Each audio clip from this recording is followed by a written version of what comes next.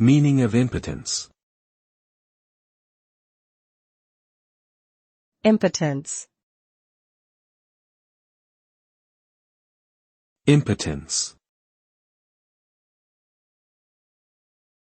Impotence. Impotence. Impotence is a term used to describe the inability of a man to achieve or maintain an erection during sexual activity. It can also refer to a general lack of power, effectiveness, or influence.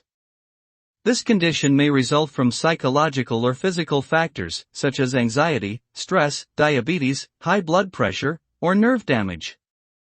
Impotence can have a significant impact on a man's well-being and self-esteem, and prevention or treatment options may include lifestyle changes, medication, therapy, or surgery. It's essential to seek medical advice if experiencing symptoms of impotence.